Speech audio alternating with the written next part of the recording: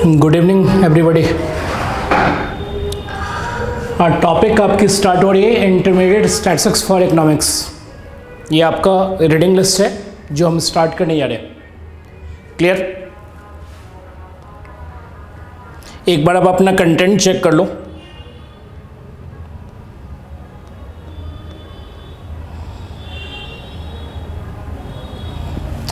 आपकी unit number 1 है, लिखना चाहो तो आप लिख लो, that would be much better, क्योंकि रीडिंग लिस्ट से बेटर कोई इन्फॉर्मेशन आपको नहीं देगा। फर्स्ट वन है sampling distribution of statistics. Put first one sampling distribution. आप इतना भी लिख लोगे तो भी चल जाएगा, even you can write it as a sampling. Unit 1 आपकी सैम्पलिंग है, ठीक है। Next unit 2। यूनिट 2 आप लिख लो estimation. Put that in unit 2 is estimation. Put किया आपने। एस्टिमेशन में ऑब्वियसली दो पार्ट होंगे आपको, एक पॉइंट एस्टिमेशन करना है, दूसरा इंटरवल एस्टिमेशन करना है। लिख लो point estimation, A part point estimation, B part interval estimation. Put किया आपने। सेकेंड पार्ट एस्टिमेशन में दो पार्ट, point estimation and interval estimation. Next आ जाओ, यूनिट 3 आपकी है बेसिकली हाइपोथेसिस टेस्टिंग। आप इसे लिखो हाइपोथेसिस टेस्टिंग, ये ज़्यादा अच्छा क्लियर दिखेगा आपको। हाइपोथेसिस और साथ में लिख लो टेस्टिंग। क्लियर? लिखा आपने हाइपोथेसिस टेस्टिंग। हाइपोथेसिस टेस्टिंग के अंदर आपको जो पढ़ना है वो बेसिकली वही डिस्ट्रीब्यूशन सारे कवर करने जो आपने पहले पिछले सेमेस्टर में किया था। तो ऑब्वियसली नॉर्मल, टी, काई एंड एफ, ये डिस्ट्रीब्यूशंस आपके आएंगे जो इसमें कवर करना है। ऑल्दो इसमें टाइप 1 टाइप 2 एरर भी लिखा हुआ है, लेकिन बेटर है आप उसे यूनिट टाइप 1 टाइप 2 एरर भी आप उसी में पुट कर लो, hypothesis testing and type 1 type 2 error. ठीक है? क्लियर? ये जो आपकी बुक है ना, हाइपोथेसिस टेस्टिंग भी आपकी, फोर्थ पार्ट भी हाइपोथेसिस टेस्टिंग की है। यूनिट नंबर 4 पे लिखो हाइपोथेसिस टेस्टिंग, आप इसे 2 कर लो, that would be much better. तो 4 यूनिट हैं आपके। पहला है सैम्पलिंग डिस्ट्रीब्यूशन, दूसरा है आपका एस्टिमेशन। एस्टिमेशन में पॉइंट एस्टिमेशन और इंटरवल एस्टिमेशन दो चीज़ें करनी है। पॉइंट एस्टिमेशन में मैं आपको एक रफ आइडिया बता देता हूँ कि आपको जो करना होता है वो method of moments and maximum likelihood.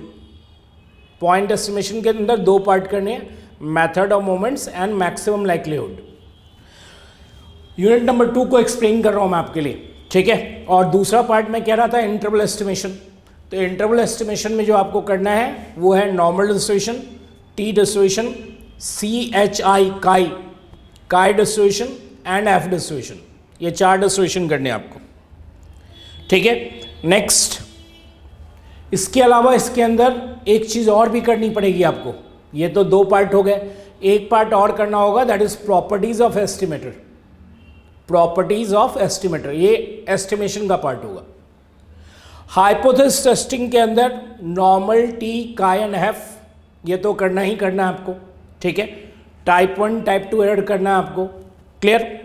और उसके अलावा ये जो है आपके testing of population mean, proportions, sample and, ये आपको और अलग से करना पड़ेगा, ठीक है। तो ये ध्यान रखिए, ऑल्दो इसमें भी टी, काई एंड एफ का ही जरूरत पड़ेगी आपको। तो ये सारे टॉपिक्स आपको करने हैं। और बुक आपकी एज इट इज है, दैट इज डिवोर, ठीक है। जो बुक है वो डिवोर आपकी कॉन्टिन्यूड है। लेकिन एक बात जो मैं यहाँ आपसे इंपॉर्टेंट कहूँगा जिस पे आपको ध्यान देना है वो ये कि सैम्पलिंग वाले टॉपिक से आपकी स्टैट्स चेंज होती, ठीक है। Be clear about this one. अभी तक जो आप स्टैट्स कर रहे थे वो रादर मैकेनिकल ज़्यादा था, ठीक है। अब जो स्टैट्स आप करने जा रहे हो वो रादर कंसेप्चुअल ज़्यादा है। मतलब पहले कंसेप्ट आपको क्लियर होना चाहिए और फिर उसके ऊपर कैरी ऑन होगे, क्लियर। तो पहले कंसेप्ट करना है, उसके बाद उसके ऊपर कैरी ऑन होगे। तो यदि आप कंसेप्ट के थ्रू थॉरो नहीं, क्योंकि यहाँ एक एक वर्ड समझने के लिए काफ़ी आपको मेहनत करनी पड़ेगी, क्योंकि आप न्यू स्ट्रक्चर में हो, ठीक है भाई, वहाँ क्या होता था, फॉर्मूला होता था, आप उस पर बेस्ड क्वेश्चन करते थे सेमेस्टर 1 के अंदर। यहाँ फॉर्मूला तो बाद की बात है, पहले वो टर्म क्या होता है वो आप समझो, और जब वो आप टर्म समझ जाओगे तो उस पर बिल्डिंग आपकी एक एक करके होगी। पहले तो सारे टर्म्स आएंगे, जब सारे टर्म्स आ जाएं तो फिर आप सारे टर्म्स को कलेक्ट करोगे, तब जाके उसकी स्ट्रक्चर तैयार होगी। तो नेचर आपकी डिफरेंट होने जा रही है। क्लियर? ठीक है, तो ये यानी कि सैम्पलिंग में कुछ लोग कहते हैं कि सैम्पलिंग किसी को आती है तो उसको सब कुछ आता है स्टैट्स का। उसके पीछे रीज़न ये है कि सैम्पलिंग के अंदर सारे डिस्ट्रीब्यूशन भी हैं, मीन मीडियन मोड भी है, सब कुछ उसी के अंदर इंक्लूडेड है। तो इसका मतलब सैम्पलिंग के लिए जो रिक्वायरमेंट है वो सेमेस्टर 1 की तो रिक्वायरमेंट है ही, खासकर एक्सपेक्टेशन की ज़रूरत आपको सबसे ज़्यादा पड़ेगी। ठीक है, उसके बाद नॉर्मल डिस्ट्रीब्यूशन की ज़रूरत पड़ेगी। ये दो आप ध्यान रखना, सेमेस्टर 1 का इंपॉर्टेंट टॉपिक है जो आपको इधर करना पड़ेगा। चलिए स्टार्ट करें, ऑब्वियसली सैम्पलिंग से स्टार्ट करेंगे।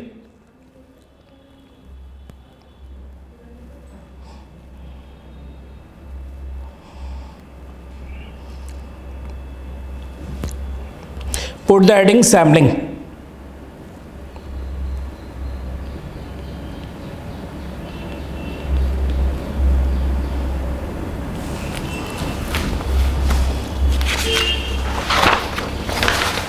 पुट किया आपने? हाँ, राइट ऑन फर्स्ट पॉइंट। मैंने आपसे क्या कहा कि सारे टर्म्स पहले क्लियर होंगे, उसके बाद उससे रिलेटेड क्वेश्चंस होंगे आपके। तो पहले तो सारे टर्म समझो आप कौन कौन सा है। उसमें लिखो फर्स्ट वन पॉपुलेशन।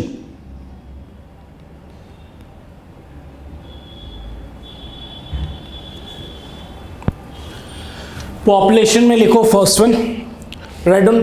पॉपुलेशन के अंदर all the items that have been selected, all the items that have been selected for the study, all the items that have been selected for the study। ठीक है, लिख लिया आपने, all the items that have been selected for the study। तो मैं आपको पहले meaning समझा देता हूं भाई। पॉपुलेशन का लिटरल मीनिंग में नहीं जाना आपको।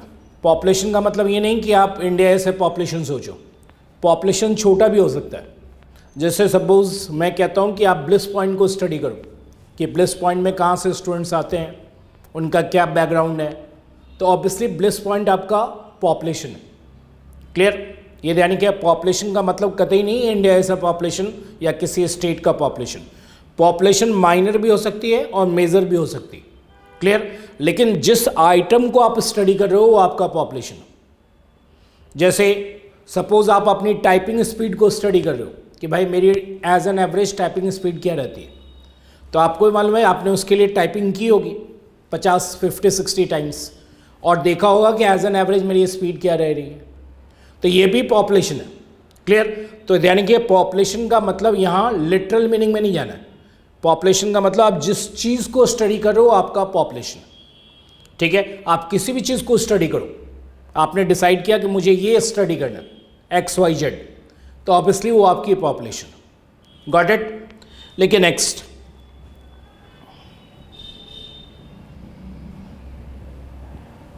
Second term is sample. लिखिए a subset of population, a subset of population is called sample. A subset of population is called sample. Population का सबसेट सैंपल कहलाता है। ठीक है, नेक्स्ट आई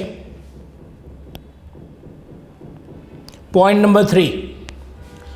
लिखिए अ पॉपुलेशन में बी फाइनाइट, अ पॉपुलेशन में be finite और it may be infinite. A population में बी फाइनाइट और इट मे बी इनफाइनाइट। मतलब पॉपुलेशन या तो फाइनाइट होगा या इनफाइनाइट होगा। अब रही बात इसका क्या मीनिंग है, ये कंसेप्ट थोड़ी देर बाद रुक के आएगा तो मैं आपको एक्सप्लेन करूंगा। अभी तो ये सोचो कि पॉपुलेशन दो तरह के होते हैं, finite population and infinite population. Clear? अब आइए पॉइंट नंबर 4 की तरफ। 1 मिनट रुक के लिखिएगा।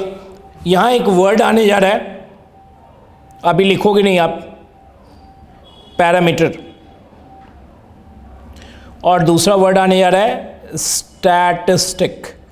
मैं यहाँ लिख देता हूँ। अभी आप कुछ भी नहीं लिखोगे जब तक मैं आपको लिखने के लिए नहीं कहूँ।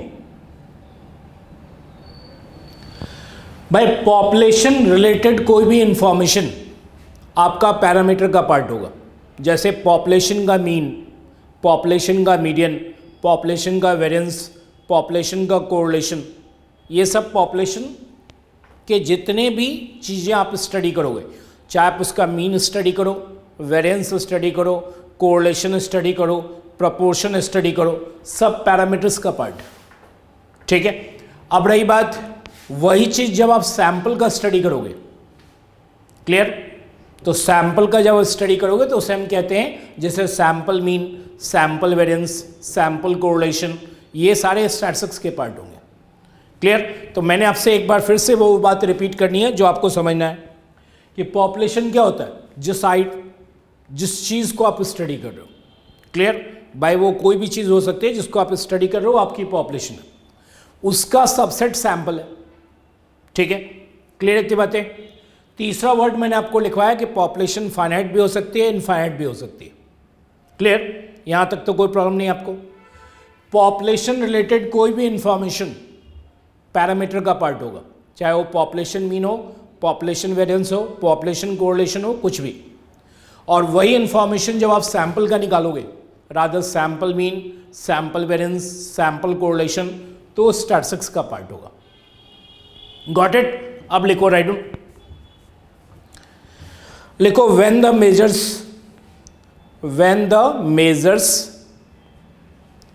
Such as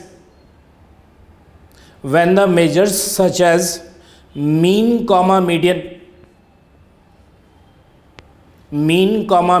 comma mode comma standard deviation,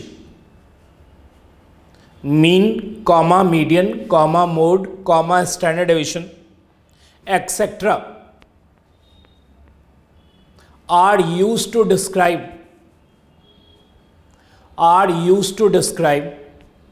the characteristics of the population, are used to describe the characteristics of the population, are used to describe the characteristics of the population, लेकिन then they are called parameters, लेकिन then they are called parameters। लिख लिया आपने। आगे लिखिए when these measures, लिखिए when these measures the describe, लिखिए when these measures describe the characteristics of the samples, लिखिए when these measures describe the characteristics of the samples, they are called statistics, लेकिन they are called statistics. Clear. तो मैंने आपको सीधी बात समझाई कि population related कोई भी इंफॉर्मेशन पैरामीटर है, सैंपल रिलेटेड कोई भी इंफॉर्मेशन स्टैटिस्टिक्स। क्लियर है इतनी बातें। अब यहां हो, अब ये लाइन आप यहां लिखो, एक तरफ पैरामीटर और दूसरी तरफ लिखो स्टैटिस्टिक्स। लिखो राइट डाउन एक बार फिर से, एक तरफ लिखो पैरामीटर, सेकंड पार्ट में लिखो स्टैटिस्टिक्स। यहां कुछ सिंबल्स हैं जो मैं आपको बता रहा हूं, ठीक है। जैसे पॉपुलेशन मीन,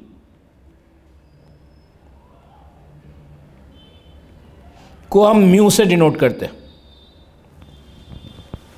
ठीक है। उसके कॉरस्पॉन्डिंग सैंपल मीन को हम एक्स बार से डिनोट करते हैं। ये एक सिंबल है, रादर से एक कन्वेंशन है कि पॉपुलेशन लिखना है या पॉपुलेशन का कोई इंफॉर्मेशन लिखना है तो जितने भी ग्रीक लेटर्स हैं, ग्रीक, ठीक है, वो आप पॉपुलेशन के लिए यूज़ करोगे, और जितने भी इंग्लिश के अल्फ़ाबेट हैं वो सैंपल के लिए यूज़ करोगे। तो लिखो पॉपुलेशन वेरिएंस, के लिए हमारे पास सिंबल होता है सिग्मा स्क्वायर, और सैंपल वेरिएंस के लिए हम सिंबल यूज करते हैं एस स्क्वायर। स्मॉल भी लिख सकते हो, कैपिटल भी लिख सकते हो। लिखो थर्ड वन, पॉपुलेशन कोरिलेशन के लिए हम सिंबल यूज करते हैं रो। सैंपल कोरिलेशन के लिए हम सिंबल यूज करते हैं आर, स्मॉल आर। तो ये यानी कि अब पॉपुलेशन के जितने भी इंफॉर्मेशंस हैं वो in general as a convention Greek letter से इंडिकेट किए जाते हैं, और सैंपल के जितने भी इंफॉर्मेशंस हैं वो इंग्लिश के अल्फ़ाबेट से लिखे जाते हैं। Got it. अब आइए नेक्स्ट, लेकिन नेक्स्ट पॉइंट में जा रहे हैं। आई थिंक पॉइंट नंबर 5 होगा, तो लिखिए पॉइंट नंबर 5। लिखिए population parameters, write down population parameters are generally unknown. Population parameters are generally unknown. लिखिए but they are fixed. लिखिए but they are fixed. आगे लिखो their estimates. मैं आपके लिए लिख देता हूं their estimates.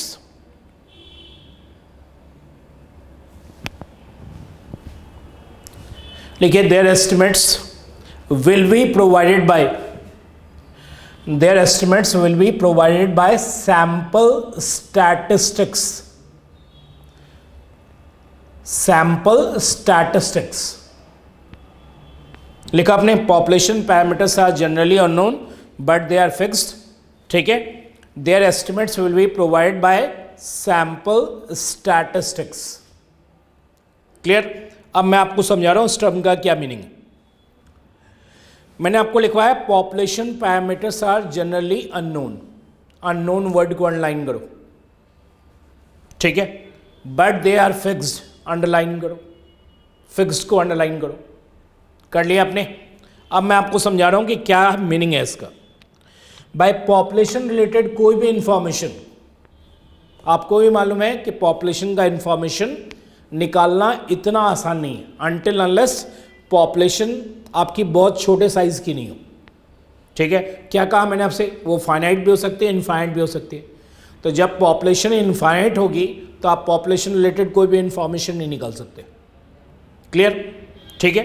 अब रही बात पॉपुलेशन का इंफॉर्मेशन तो चाहिए हमें, मुझे कोई प्रोडक्ट बेचना है, यदि मैं उस प्रोडक्ट को लॉन्च करूँगा तो उससे पहले तो मुझे ये पता होना चाहिए ना कि कौन लोग परचेज़ करेंगे। तो आपने देखा होगा लोगों को डोर टू डोर जाके सामान बांटते हुए कि भाई जाओ देखो सामान दो, वो आपको फ्री में देंगे और आपसे कुछ इन्फॉर्मेशन गैदर करेंगे।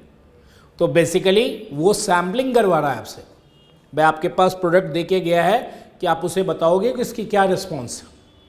क्लियर, क्योंकि हम पूरे पॉपुलेशन को तो स्टडी कर नहीं सकते, तो हम क्या करते हैं, सैंपल को स्टडी करते हैं। तभी तो वर्ड आया सैम्पलिंग, ठीक है।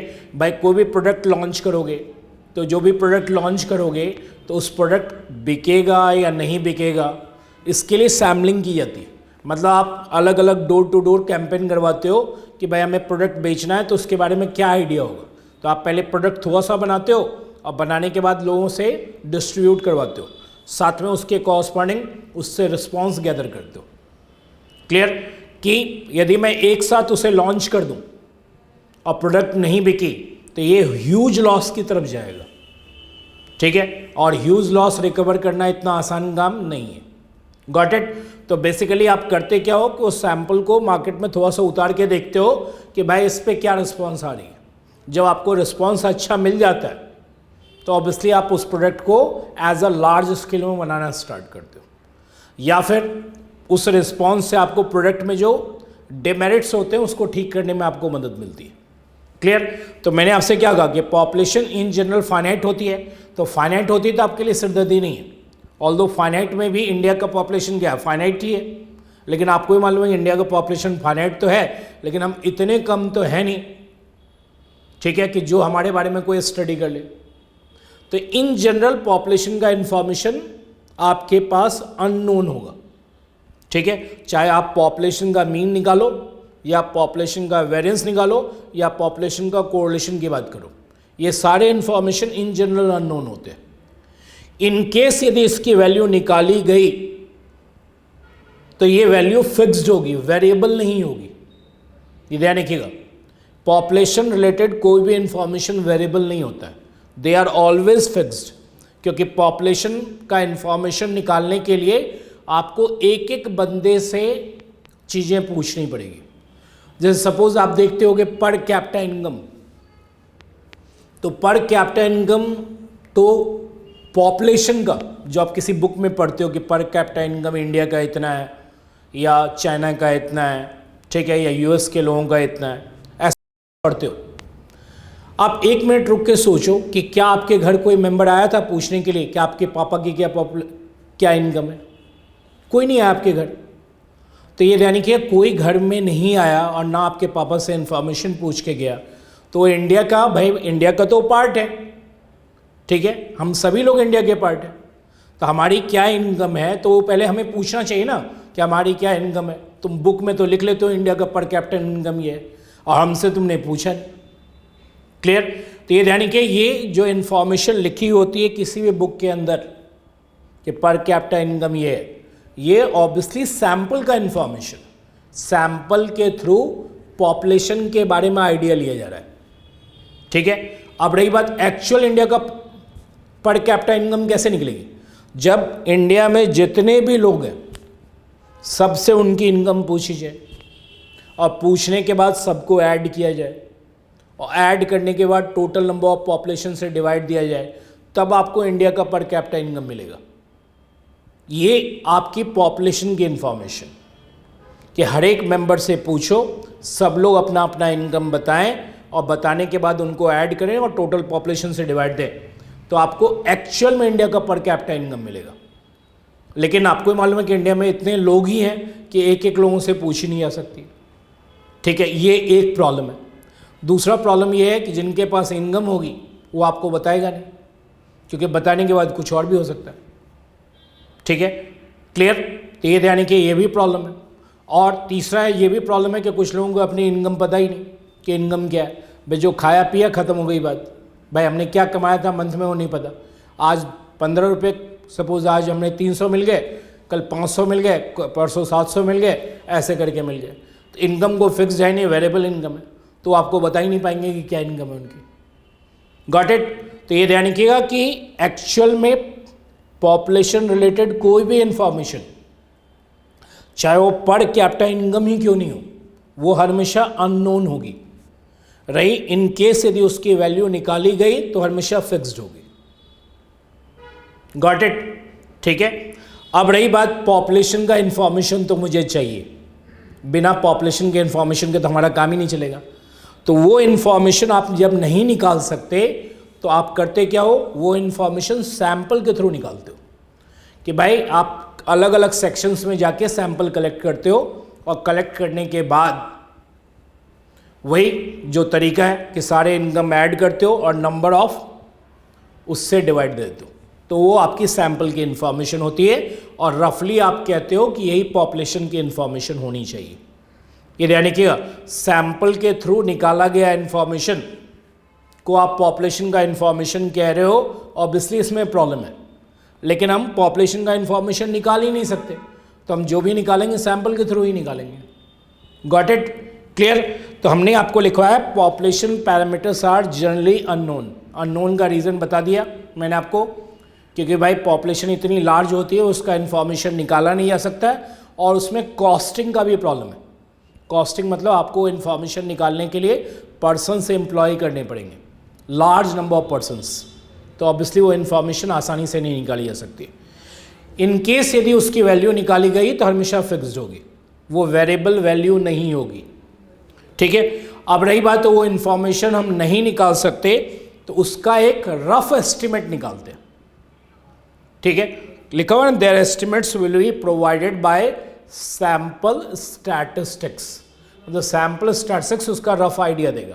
जैसे सैंपल मीन पॉपुलेशन मीन के बारे में एक रफ आइडिया देगा, सैंपल वेरिएंस स्टैटिस्टिक्स आपको मालूम है सैंपल रिलेटेड इन्फॉर्मेशन को कहते हैं। सैंपल क्या कह रहा हूँ मैं आपसे, sample variance population wise variance के बारे में रफ आइडिया देगा। ऐसे ही सैंपल कोरिलेशन पॉपुलेशन कोरिलेशन के बारे में एक रफ आइडिया देगा। Got it? तो ये लाइन समझिएगा कि पॉपुलेशन रिलेटेड इन्फॉर्मेशन अननोन है, उसकी वैल्यू फिक्स्ड है, ठीक है, और उसका rough idea their estimates will be provided by, estimates means rough idea provided by sample statistics. Statistics कौन है? Obviously sample mean, sample variance, sample correlation, ये सब स्टैटिस्टिक्स है। पॉपुलेशन का इन्फॉर्मेशन आपको भी मालूम है, population mean, population variance and so on, ठीक है। तो सैंपल मीन पॉपुलेशन मीन के बारे में बताएगा, सैंपल वेरिएंस पॉपुलेशन वेरिएंस के बारे में बताएगा, सैंपल कोरिलेशन पॉपुलेशन कोरिलेशन के बारे में बताएगा। Got it? ये एक रफ आइडिया मैं आपको बता रहा हूँ, इस तरह से मूवमेंट होती है। अब आइए नेक्स्ट लिखिए पॉइंट नंबर 6।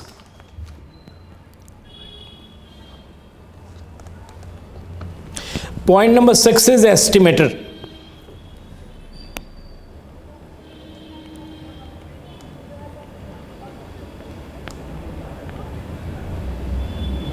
लिखिए estimator,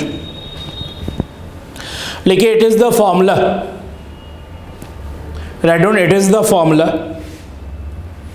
that is used to estimate, लिखिए it is the formula that is used to estimate a population parameter, it is a formula that is used to estimate a population parameter।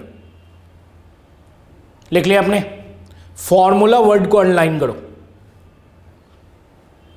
कर लिया आपने? आगे एक line लिखो, a specific value, a specific value of the estimator, लिखो a specific value of the estimator is called, लिखिए is called an estimate, is called an estimate of the population parameter। estimate word को भी underline करो।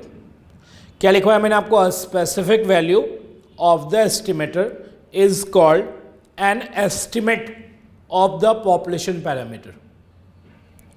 अब मेरी बात सुनो जरा, पहले तो ये बात हमेशा ध्यान रखो कि ये जो एस्टिमेटर है और ये जो वर्ड है स्टैटिस्टिक्स, ये दोनों सेम ही वर्ड है, मतलब लोग इसे इंटरचेंज करके यूज कर सकते हैं।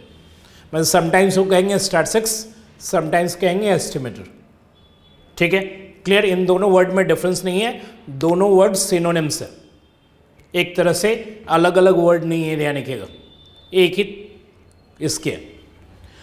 मुझे बताओ कि मैंने आपको लिखवाया an estimator is a formula, ठीक है, और फॉर्मूला को अंडरलाइन करवाया मैंने आपको। जैसे सैंपल मीन का जो फॉर्मूला होगा, आपको मालूम है सैंपल मीन का फॉर्मूला क्या होता है? समेशन एक्स आई अपॉन एन, भाई सिंपल फॉर्मूला तो यही है।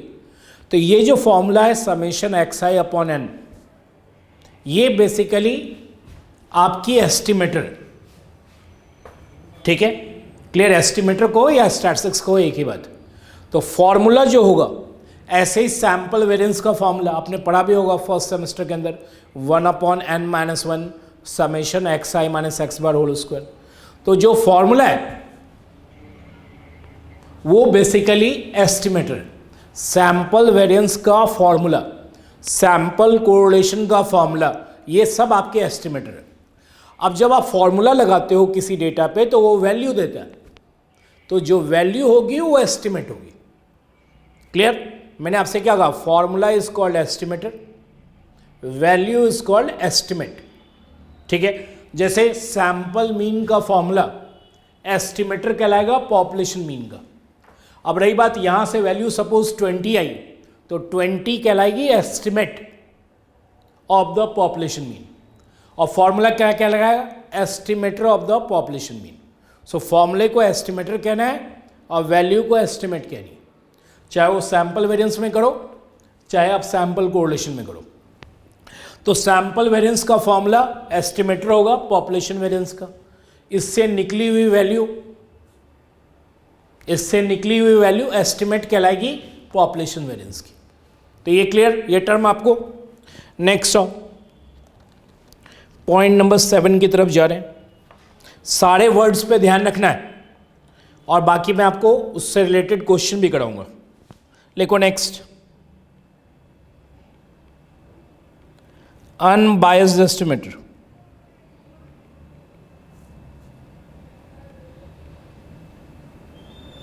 Put the heading unbiased estimator.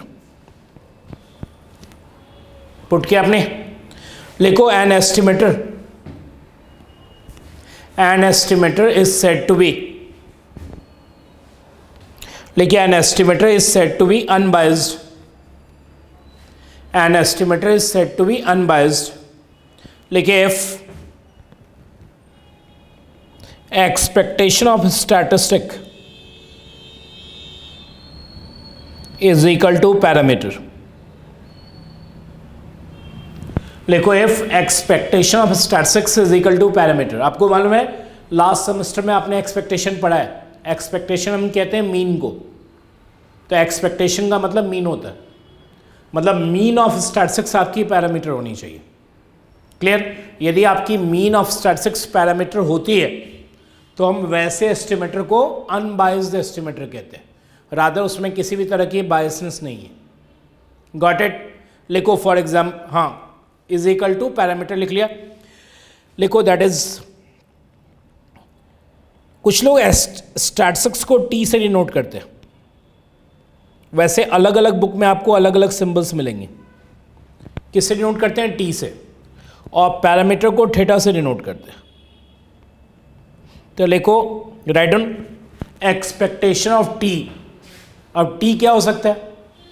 तो टी आपकी सैंपल मीन हो सकती है। तो यदि टी आपकी सैंपल हुई, मीन हुई, तो यहाँ पॉपुलेशन मीन होनी चाहिए।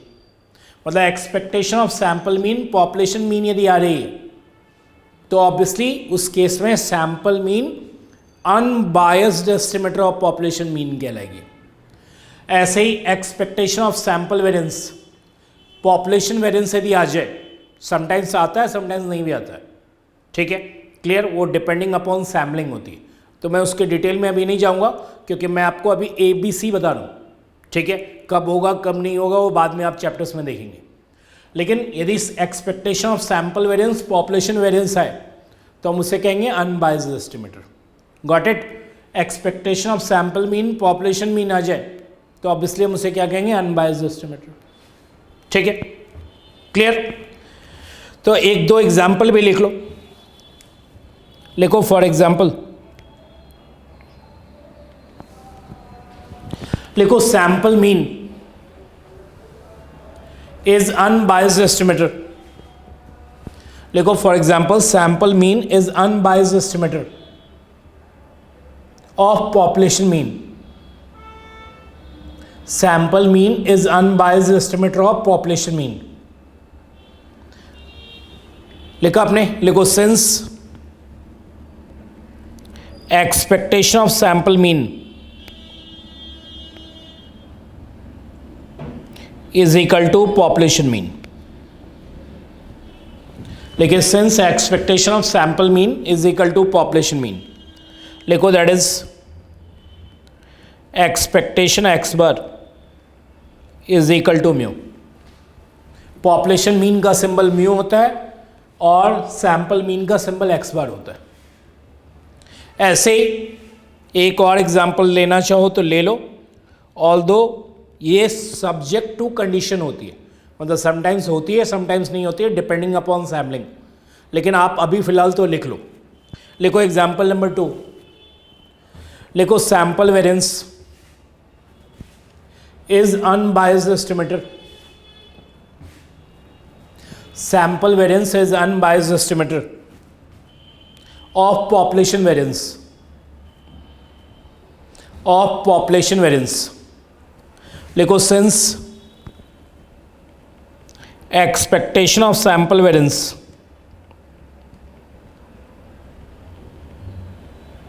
Is equal to population variance. लिखो that is expectation S square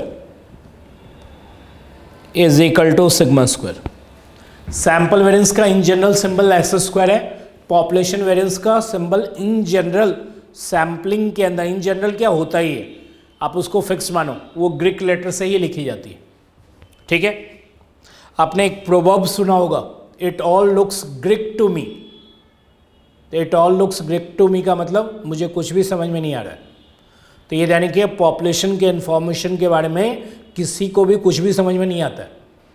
ठीक है, इसलिए किसी ने सोच के ही उसको जो है ग्रीक लेटर एलोकेट किया। अब जो भी था वो काफ़ी पढ़ा लिखा होगा।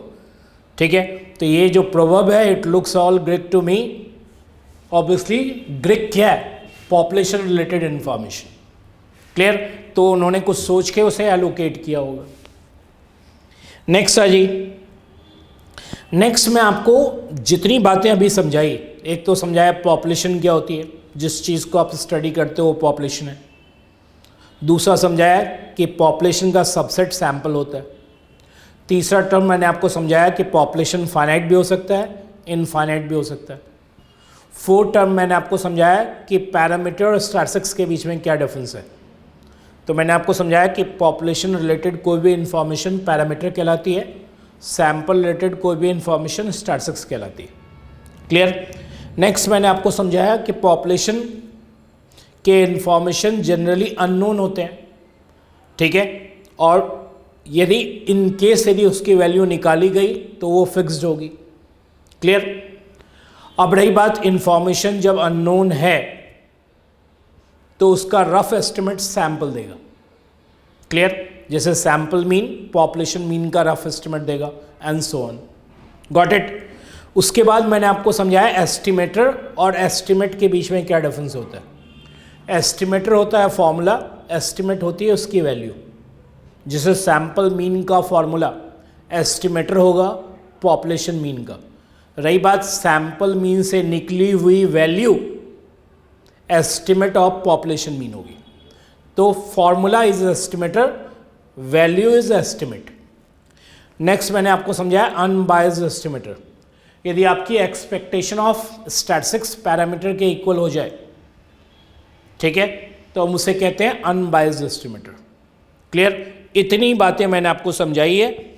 अब आ जाइए इससे रिलेटेड क्वेश्चन। क्वेश्चन में ध्यान रखिएगा, हम फाइनाइट पॉपुलेशन पे पहले क्वेश्चन करेंगे क्योंकि इनफाइनाइट पे तो हम कुछ भी नहीं कर सकते। ठीक है, तो फाइनाइट पे कीजिए।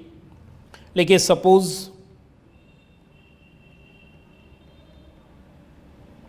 a population consists of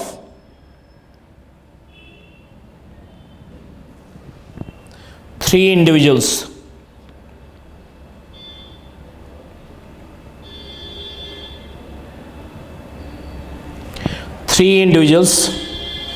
And the values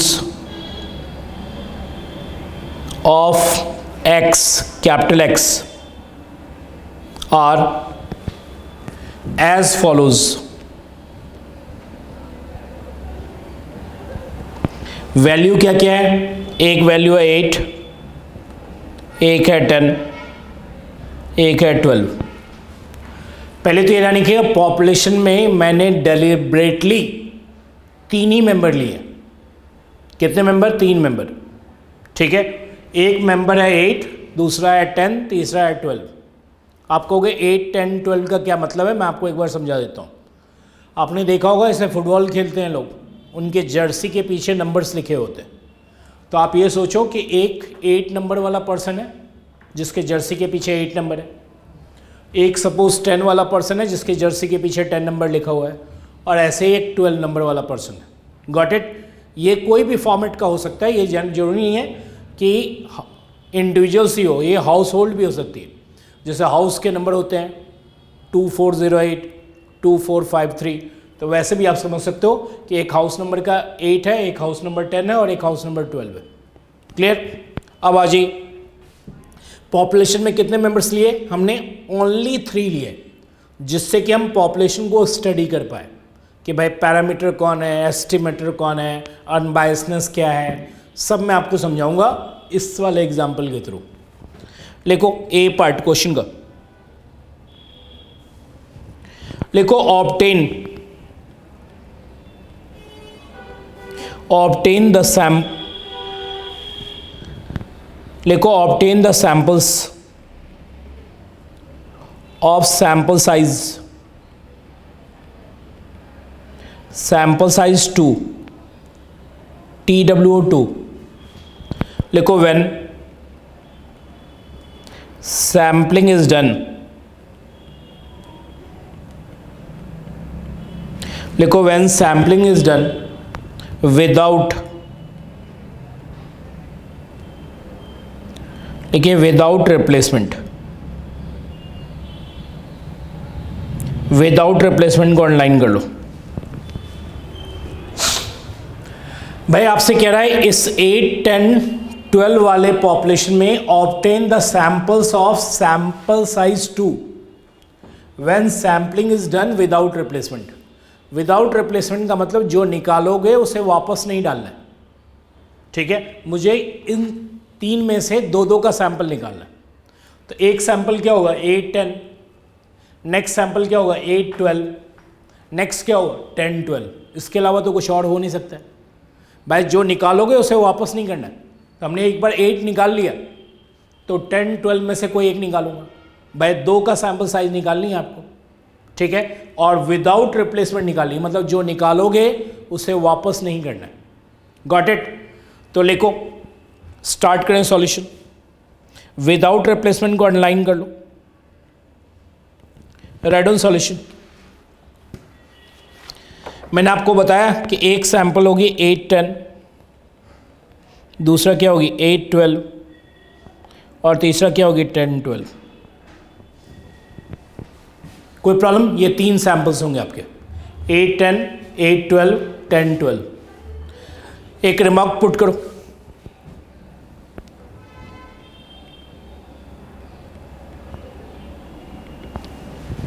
remark में लिखो पॉपुलेशन साइज आपकी कैपिटल एन, आगे लिखो सैंपल साइज आपकी small n. Obviously capital N की वैल्यू 3 है, स्मॉल एन की वैल्यू आपकी 2 है। आपसे यदि पूछे नंबर ऑफ सैंपल्स बताओ, तो number of samples without replacement में होगी NCN, capital N C small n। Obviously इस केस में होगी 3C2, दैट इज 3 सैंपल्स। और ये 3 सैंपल्स मैंने आपको क्लियरली दिखा दिए, 8, 10, 8, 12, 10, 12। Got it. अब आ जाओ, same question as it is question होगी, लेकिन यहां वर्ड आ जाएगा विथ रिप्लेसमेंट। तो लिखो बी पार्ट,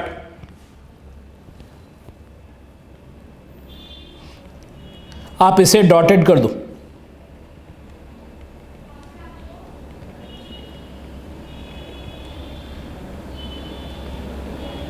यहां लिख दो विथ रिप्लेसमेंट,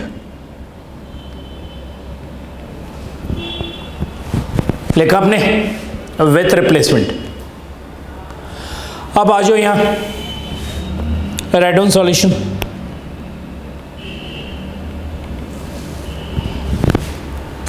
पहले ध्यान रखना कि रिप्लेसमेंट का मीनिंग क्या है, मतलब आप जो निकाले हो उसे वापस रिप्लेस कर सकते हो। तो पहली बार सपोज हमने 8 निकाला, तो क्या मैं दोबारा 8 निकाल सकता हूं? बिल्कुल निकाल सकते हो, क्योंकि आपने 8 निकाला, 8 रिप्लेस कर दिया, तो दोबारा 8 आ सकता है आपका, ठीक है। ऐसे आपने 10 निकाला, क्या दोबारा 10 हो सकता है? बिल्कुल हो सकता है। विदाउट रिप्लेसमेंट में नहीं होगा, ये ध्यान रखिएगा, विथ रिप्लेसमेंट में होगा।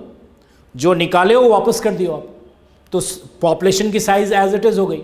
अब दोबारा क्या निकलेगा वो हमें नहीं पता। वो 8 निकाले हो तो दोबारा 8 निकल सकता है, 10 निकालो तो दोबारा 10 निकल सकता है, 12 निकालो तो दोबारा 12 निकल सकता है। क्लियर? तो यहाँ जो आपको आएगा, एक तो होगा 8, 8, मतलब एक बार 8 निकाला, रिप्लेस किया, दोबारा 8 निकल गया। नेक्स्ट 8 10, नेक्स्ट 8 12, ये 8 रिलेटेड हुई।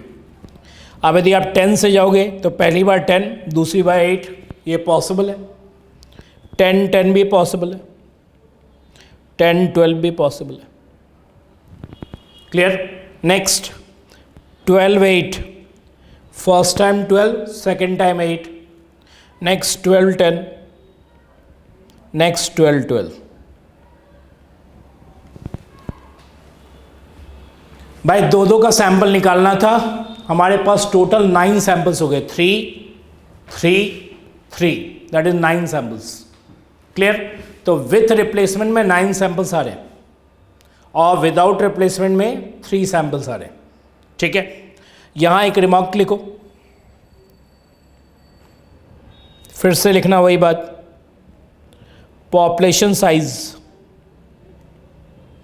को हम कैपिटल एन से इन जनरल डिनोट करते हैं, यानी कि हम सिंबल्स डिलिबरेटली अलग अलग रखते हैं जिससे एक से दूसरे में कंफ्यूजन नहीं हो। ठीक है, दूसरा सैंपल साइज आपकी स्मॉल एन, आगे लिखो number of samples is equal to n raise to by n, that is 3 raise to by 2, 9 samples.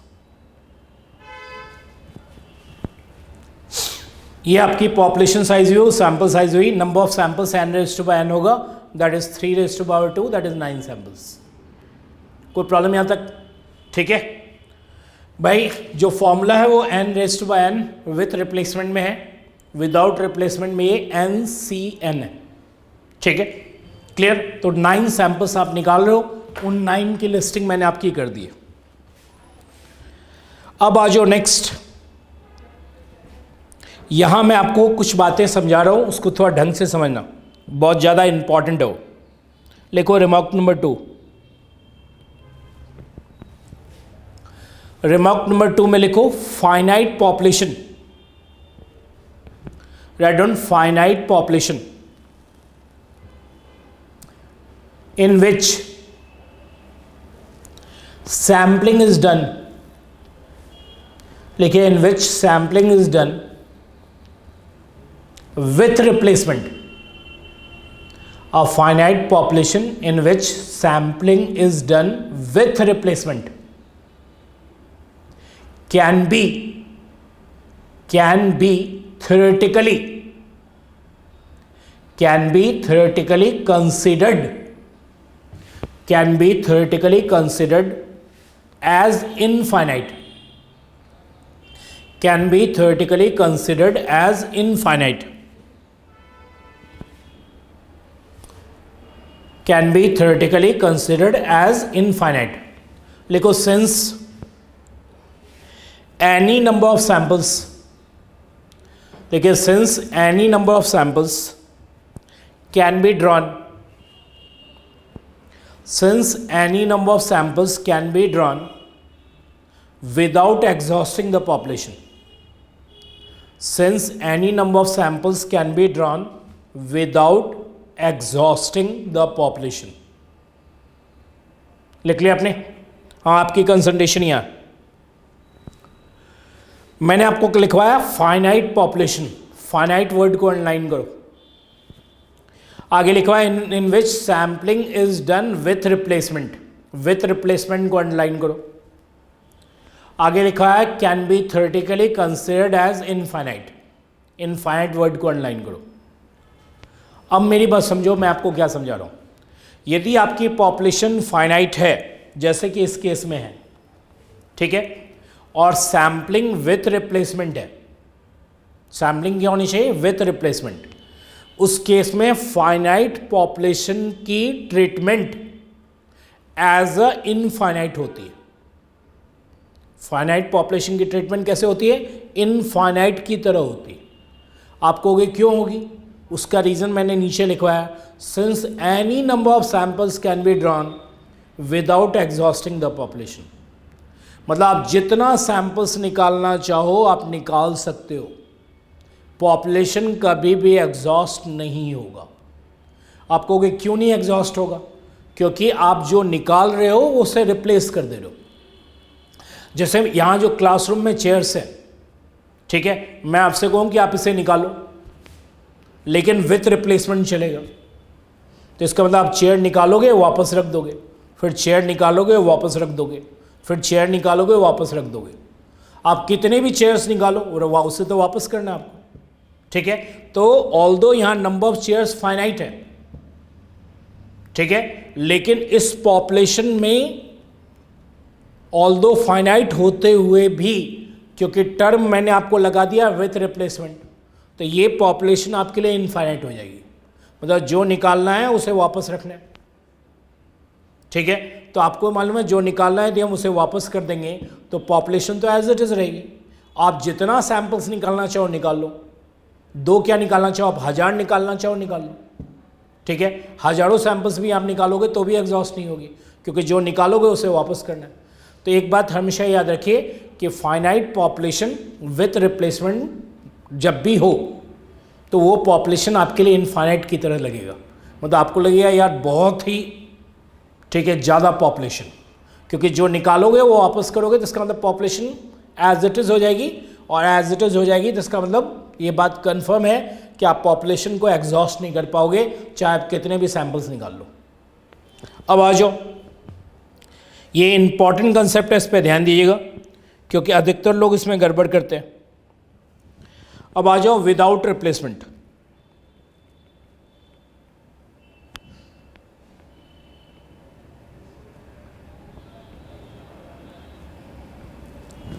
लिखो विदाउट रिप्लेसमेंट, मतलब ने जो निकाला उसे वापस करना, सॉरी जो निकाला उसे वापस नहीं करना। विदाउट रिप्लेसमेंट का मतलब जो निकाले वो अपने घर ले जा सकते हो। Got it? अब यहाँ भी कुछ टर्म कंडीशन है। यहाँ देखी जाती है sample size upon population size, that is small n upon N. ये यदि आपकी 0.05 से कम हो, मतलब 5% से लेसर हो, उस केस में finite population is considered as infinite.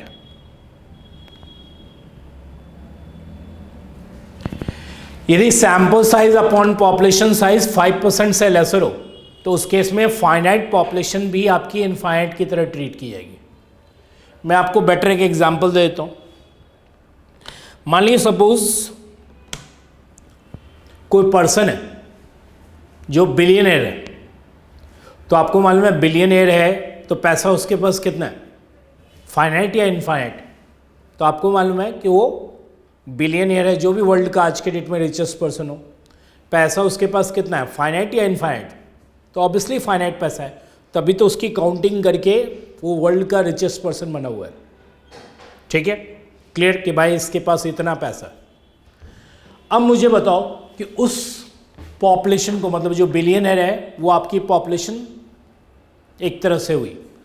यदि मैं उससे कहूँ कि भाई जैसे हम लोग जीते वैसे आपको रहना है, ठीक है, जैसे हमारे खाने पीने की हैं तौर तरीके वैसे रहना है, जिस घर में हम रहते हैं वैसे रहना है, तो मुझे बताइए वो बिलियनर जो उसमें से पैसा ड्रॉ करेगा इस स्टैंडर्ड ऑफ लिविंग के लिए जैसे हम लोग रहते हैं, ठीक है, वो ऑब्वियसली जो ड्रॉ करेगा वो 5% से लेसर होगा। भाई हम लोगों के लिविंग स्टैंडर्ड के लिए जो पैसा चाहिए, clear, as it is living standard में रहनी है उसे, जैसे हम लोग रह रहे हैं, ठीक है, क्लियर। तो है क्या वो एक्चुअल में बिलियनर? रहने के लिए कैसे कह रहे हो आप, हम लोग जैसे रहते हैं वैसे रहो, हम लोग जैसे घर यूज़ करते हैं वैसे यूज़ करो, ठीक है, हम लोगों का जो तौर तरीका है वैसे यूज़ करो। तो भाई उस लिविंग स्टैंडर्ड के लिए, क्लियर, ये जो आप n अपॉन n निकालोगे तो ऑब्वियसली 5% से लेसर आएगी। तो उस केस में, ठीक है, वो जो बिलियनर का पैसा है वो फाइनाइट नहीं रहेगी, ठीक है, इस तरह के लिविंग के लिए वो पैसा इनफाइनाइट मानी जाएगी। भाई आपको मालूम है वो कभी भी एग्जॉस्ट नहीं होगा, उससे ज़्यादा तो उसका इंटरेस्ट आएगा। और वैसे भी sample size upon population size जब भी 5% से लेसर हो, मतलब आपके पास ह्यूज अमाउंट कोई चीज़ है और उसमें माइनर ड्राइंग कर रहे हो, माइनर को डिफाइन करने के लिए ये क्राइटेरिया लगाई गई है 5%। आप कहोगे माइनर में कितना होना चाहिए, तो उन्होंने कहा 5% या उससे लेसर यदि है तो ऑल्दो वो पॉपुलेशन फाइनाइट है लेकिन उसकी ट्रीटमेंट इनफाइनाइट की तरह की जाएगी। Got it? ठीक है, तो दो केसेस में फाइनाइट पॉपुलेशन आपकी इनफाइनाइट होती है। एक सैम्पलिंग विथ रिप्लेसमेंट हो तो इनफाइनाइट होगी, एक सैम्पलिंग विदाउट रिप्लेसमेंट हो तो भी इनफाइनाइट हो सकती है। ठीक है, provide that sample size upon population size कितने से लेस हो, 5% से लेस हो। Got it? ठीक है, तो फाइनाइट पॉपुलेशन कब इनफाइनाइट होगी ये मैंने आपको समझा दिया है। एक विथ रिप्लेसमेंट में इनफाइनाइट है और विदाउट रिप्लेसमेंट में भी इनफाइनाइट हो सकती है, provide that sample size upon population size कितने से लेसर हो, 5% से लेसर हो। एक टर्म और समझो आप,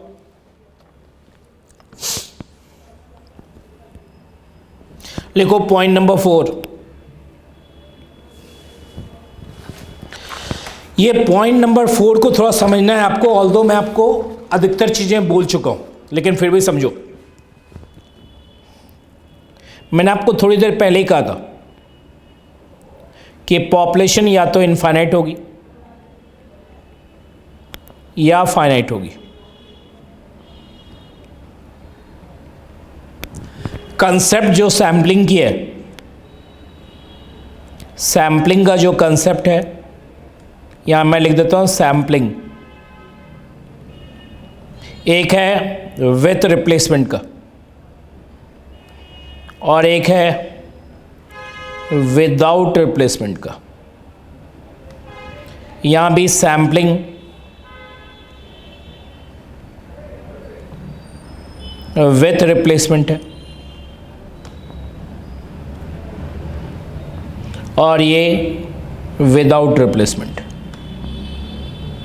इतनी ही बातें हम कर रहे हैं जो मैं आपको समझा रहा हूं। एक बार पहले 1 मिनट के लिए लिख लो आप और उसके बाद मैं आपको माइनर सा एक्सप्लेनेशन दे रहा हूं।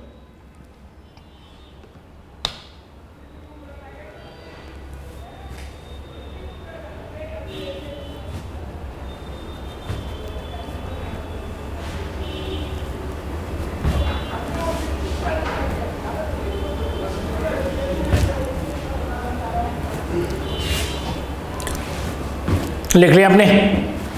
हाँ, यहाँ सुनो आप, पहले मैं आपसे क्या कह रहा हूँ, क्योंकि आप आगे पीछे भी लिख सकते हो, यदि कुछ छूट गया है तो आप उसे क्या मतलब एक्सटेंड करके जब भी आपको ये मिल जाए तो आप उसे देख लेना। पहले ध्यान रखना, यदि पॉपुलेशन आपकी इनफाइनाइट है तो उसमें सैम्पलिंग विथ रिप्लेसमेंट करो या विदाउट रिप्लेसमेंट करो, दोनों से उसको कोई फर्क नहीं पड़ता। ठीक है, रीजन वो इनफाइनाइट था और इनफाइनाइट रहेगा। मैं आपको बेटर एक एग्जांपल दे रहा हूं। जैसे आप समंदर के किनारे जाते हो तो समंदर क्या दिखती है आपको, इनफाइनाइट। Got it? तो आप सोचो कि थोड़ी देर के लिए आप समंदर के किनारे हो, क्लियर? तो समंदर को आप देखोगे तो आपको पता चलेगा कि दूर दूर तक कोई उसका एंड नहीं है। तो जब एंड ही नहीं है तो ऑब्वियसली वो इनफाइनाइट है आपके लिए। आप चाहे उसमें विथ रिप्लेसमेंट कर लो या विदाउट रिप्लेसमेंट कर लो, दोनों केस में उसको फर्क नहीं पड़ने वाली। ठीक है, ये क्लियर कट है, ये ध्यान रखिएगा।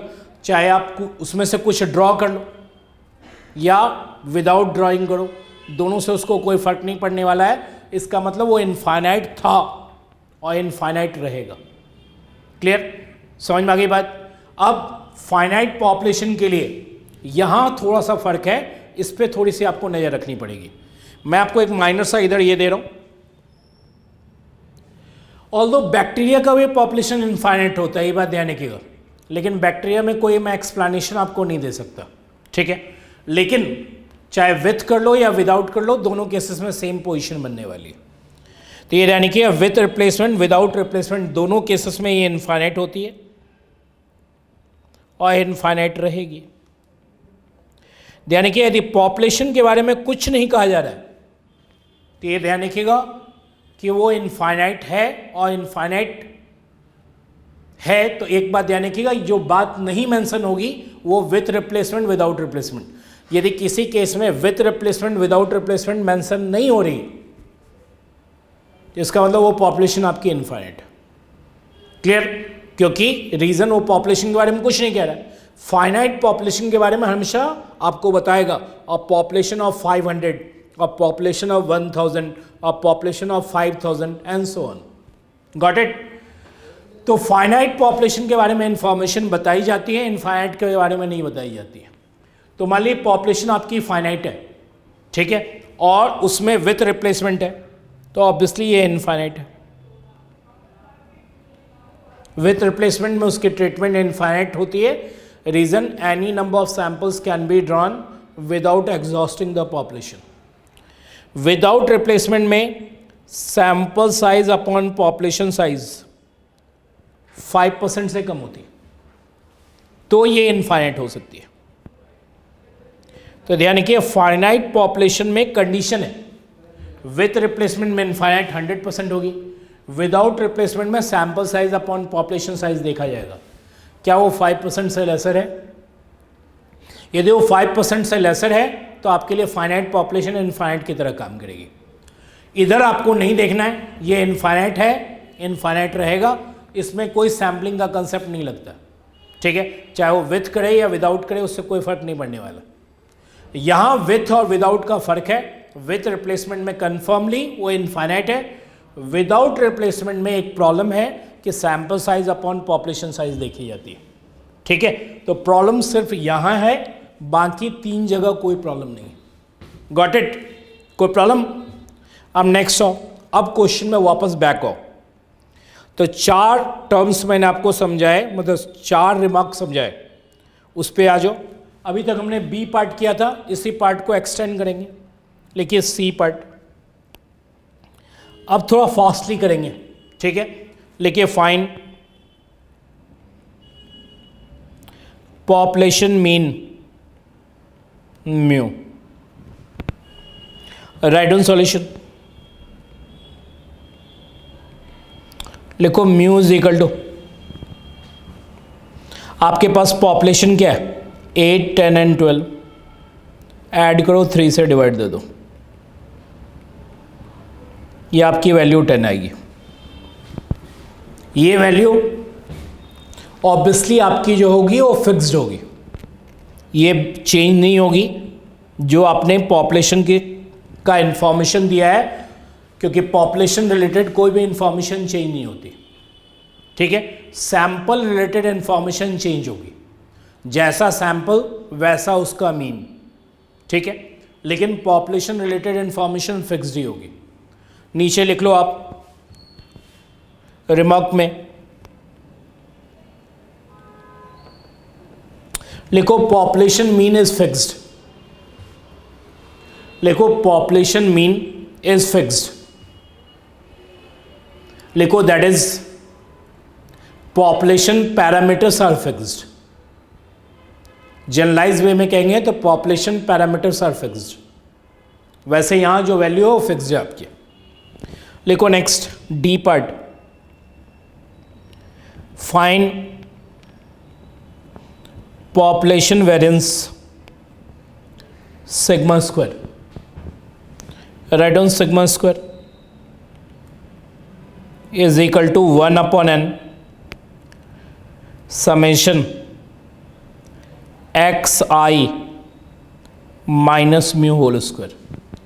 ध्यान रखना, यहाँ कैपिटल N है पॉपुलेशन के लिए, सैंपल के लिए आप फॉर्मूला चेंज कर सकते हो, वो n-1 भी कुछ लोग यूज़ करते हैं, कुछ लोग n भी यूज़ करते हैं, ठीक है। Small n not capital N, capital N is meant for population, small n meant for sample.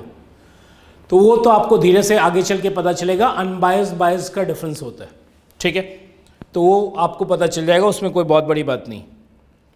फिलहाल तो पॉपुलेशन साइज हमारी 3 है, तो ये हो जाएगा 8, मीन कितना है mu that is 10, next 10 minus 10, next 12 minus 10, ये हो जाएगी 1/3, 4 + 0 + 4, लिखिए 8/3। ये आपकी पॉपुलेशन वेरिएंस हो गई। अगेन एक रिमार्क डालो,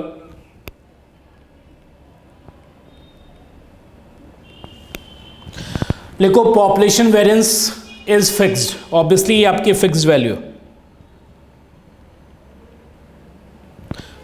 लिखो पॉपुलेशन वेरिएंस इज फिक्स्ड। लिखो that is population parameters are fixed. लिखिए that is population parameters are fixed. D part तक हो गया। अब आइए ई पार्ट। लिखिए फाइंड द सैम्पलिंग डिस्ट्रीब्यूशन। लिखो फाइंड सैम्पलिंग डिस्ट्रीब्यूशन, ब्रैकेट में लिखो probability distribution of sample mean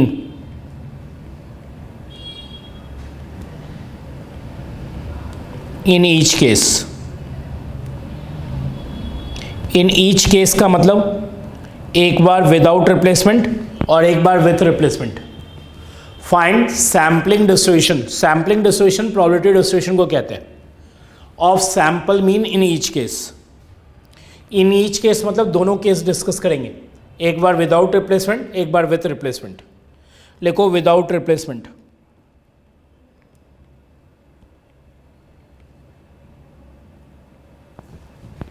लिखो सैंपल वैल्यूज।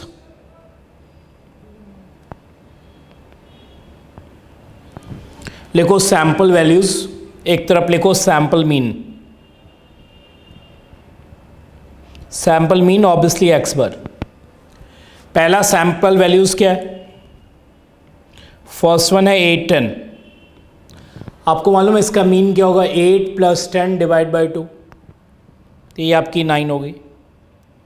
दूसरी सैंपल वैल्यूज़ क्या है? 8, 12, इसकी मीन 10 हो जाएगी। तीसरा क्या है? 10, 12, इसकी मीन 11 हो जाएगी। तो यहाँ लिखो सैंपल मीन।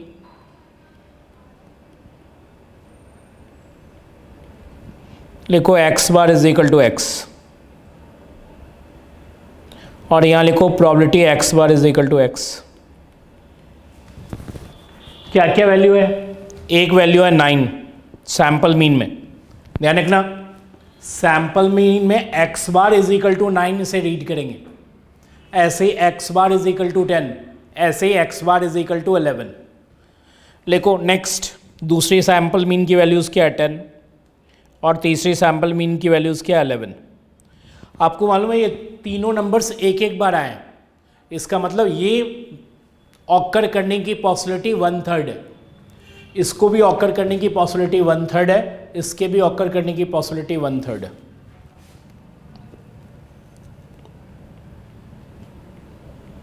इंडिकेट कर दो। ये जो टेबल आपका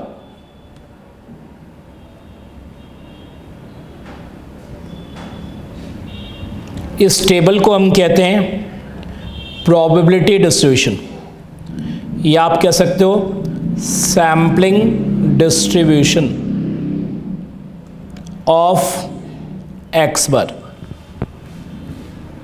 प्रोबेबिलिटी डिस्ट्रीब्यूशन या सैम्पलिंग डिस्ट्रीब्यूशन ऑफ एक्स बार, ठीक है। इसका यहां तक हो गया आपका प्रोबेबिलिटी डिस्ट्रीब्यूशन या सैम्पलिंग डिस्ट्रीब्यूशन ऑफ एक्स बार। अब आ जाओ विथ रिप्लेसमेंट।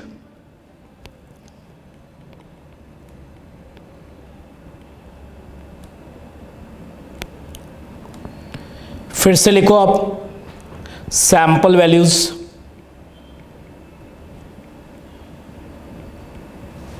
लिखा आपने सैंपल वैल्यूज, आगे लिखो सैंपल मीन। फर्स्ट वन है 8,8, mean is 8, 8 + 8 divide by 2। Next second one है, सेकेंड वन ऐसे लिखो तो ज़्यादा अच्छा रहेगा। लिखो 8, 10, 8, 10 की मीन आपकी हो जाएगी 9, 8, 10 दैट इज 9। नेक्स्ट 8, 12 ये आपकी हो जाएगी 10।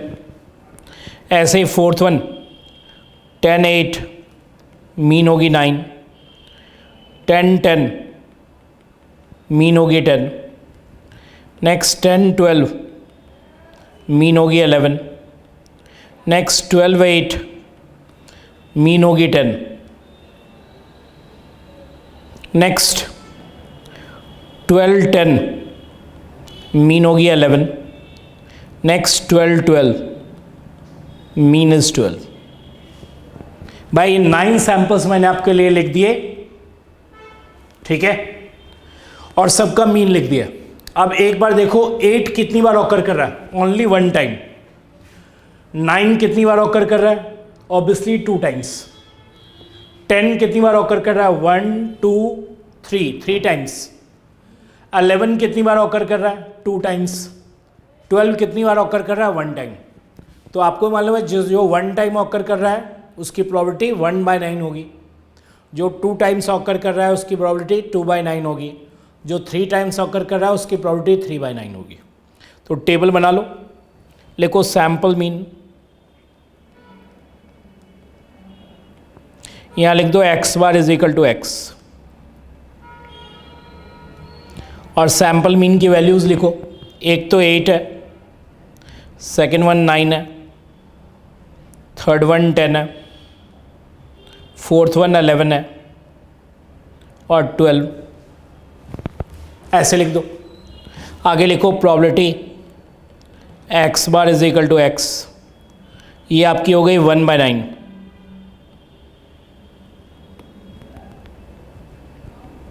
ये आपकी हो गई 2/9, ये हो गई 3/9, 2/9, 1/9।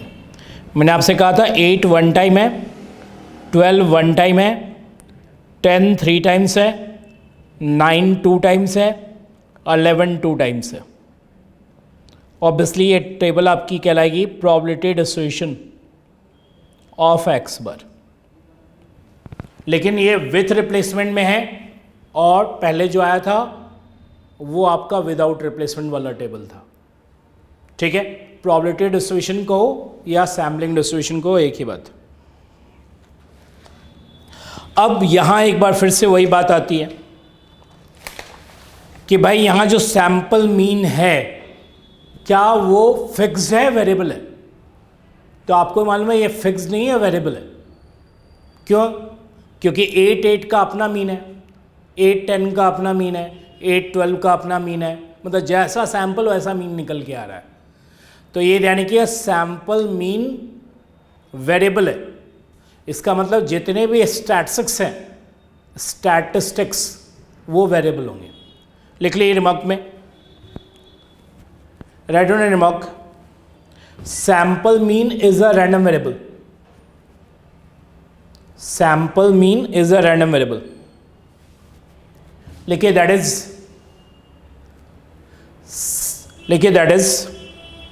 स्टैटिस्टिक्स। लिखिए that is statistics are random variables. लिखिए that is statistics are random variables. Got it? Clear? मैंने आपसे क्या कहा, हर एक सैंपल का अपना अपना मीन निकल के आ रहा है। तो सैंपल मीन यदि वेरिएबल हुई तो सैंपल वेरिएंस भी वेरिएबल होगी, सैंपल कोरिलेशन भी वेरिएबल होगी। जैसा सैंपल वैसा मीन, वैसा वेरिएंस वैसा कोरिलेशन। इसका मतलब जनरलाइज फॉर्म में ये हुआ कि statistics are variable, parameters are fixed. Got it? Population related information fix होती है, सैंपल रिलेटेड इंफॉर्मेशन वेरिएबल होती है, जिसे हम जनरलाइज वे में कहते हैं रैंडम वेरिएबल। अब आइए नेक्स्ट, कितने पार्ट हो गए हमारे? ई पार्ट तक आ चुके हैं। अब लिखिए एफ पार्ट। लिखिए show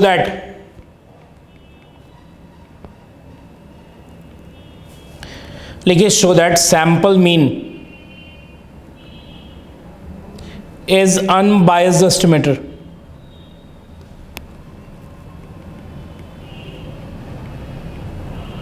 Unbiased estimator of population mean. क्या लिखा आपने? Show that sample mean is unbiased estimator of population mean. Unbiased word को अंडरलाइन करो। इन each case, in each case भी अंडरलाइन कर लेना। Bye sample mean unbiased estimator of population mean की बात कर रहा है। तो आपको मालूम है यहाँ unbiased estimator of population, sorry, show that sample mean is unbiased estimator of population mean in each case. In each case का मतलब विथ रिप्लेसमेंट विदाउट रिप्लेसमेंट है। तो विथ रिप्लेसमेंट का ये टेबल है आपका नीचे वाला, विदाउट रिप्लेसमेंट का ये बेटर है। मैं यहाँ लिख रहा हूँ, आप नीचे लिखना। आपको मालूम है क्या होता है? बाय डेफिनेशन ये है कि expectation of statistics is equal to parameter. यहाँ स्टैटिस्टिक्स कौन है? Obviously X bar. पैरामीटर कौन है? That is mu. तो आपका expectation of X bar mu आना चाहिए, ठीक है। तो मैं यहाँ आपको निकाल के दिखाता हूँ, आपको वहीं लिखना है जहाँ लिख रहे हो आप। एक्सपेक्टेशन ऑफ एक्स बार कैसे निकलेगा? Value into prob, value into prob, value into prob. निकाल लो, लिखो 9 इंटू 1/3। यहाँ मत लिखना, जहाँ लिख रहे हो वहीं लिखना है आपको। Plus 10 into 1/3 plus 11 into 1/3। आप 1/3 कॉमन लोगे तो 9 plus 10 19 plus 11 30। 30 divide by 3 obviously आपकी 10 आएगी। और ये 10 मैंने आपको सी पार्ट में निकाल के दिखाया था। आप देखो सी पार्ट जो मैंने आपको निकलवाया है, उस सी पार्ट में पॉपुलेशन मीन से मैच कर रही है। बाय पॉपुलेशन मीन जो आपने सी पार्ट में निकाला है वो 10 ही आया होगा, ठीक है। तो ये यदि एक्सपेक्टेशन ऑफ एक्स बार आपकी म्यू आ रही है तो obviously sample mean unbiased estimator of population mean. नीचे लिखना चाहो तो लिख लो, therefore sample mean is unbiased estimator of population mean. Same बात यहाँ रिपीट कर लो, मैं यहाँ लिख रहा हूँ, आप अलग से लिखो। लिख लो विथ रिप्लेसमेंट, पहले हेडिंग पुट कर लेना। लिखो विथ रिप्लेसमेंट, पहले वाले केस में विदाउट रिप्लेसमेंट। लिखो 8 into 1/9, 9 into 2/9, 10 into 3/9 plus 11 into 2/9 plus 12 into 1/9। 1/9 common ले लो और इसको ऐड करके देखोगे, 8 plus 18 that is 26 plus 30 56 plus 22 I think 56 plus 22 कितना हो गया? 88। और ये आपकी कितना है? 1/9, तो वो आपकी हो गई, सॉरी 78। और 78 प्लस 12 ऑब्वियसली 90। 90 डिवाइड बाय 9 आपकी 10 आएगी। दैट इज म्यू जो हमने सी पार्ट में निकाला था। तो चाहे वो विथ रिप्लेसमेंट हो या विदाउट रिप्लेसमेंट हो, expectation of statistics is equal to parameter आ रही है। लिख लो देयरफॉर 90 डिवाइड बाय 9 आएगी ना आपकी, 10 आएगी। लिखो therefore sample mean is unbiased estimator of population mean in each case. लिखो therefore sample mean is unbiased estimator of population mean in each case. मैं यहां आपको एक छोटा सा थ्योरम समझा रहा हूं, उसको थोड़ा समझो, ठीक है। तो मैं आपको कुछ और बातें भी बता सकता हूं, माइनर सा इंफॉर्मेशन, ऐसे ध्यान देना। लिखो एक थ्योरम, ये लास्ट पॉइंट में हम जा रहे हैं और इसके साथ जो रिमार्क होगी वो बात मैं आपको बता दूंगा। लिखो late x1 x2 xn be a random sample। लिखो x1 x2 dot xn be a random sample of size n। लिखो drawn from a population, minor सा इंफॉर्मेशन है। लिखिए drawn from a population with mean mu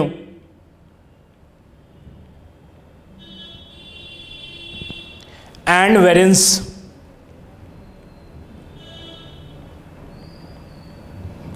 लिखिए n variance sigma square. क्या लिखा आपने? x1 x2 xn be a random sample of size and drawn from a population with mean mu and variance sigma square. लिखो then expectation of x bar is equal to mu and variance of x bar is equal to sigma square by n। पहले तो random sample का meaning समझो, एक छोटी सी बात मैं आपको समझा रहा हूं, लिख लो। पहले तो नोट लिखो,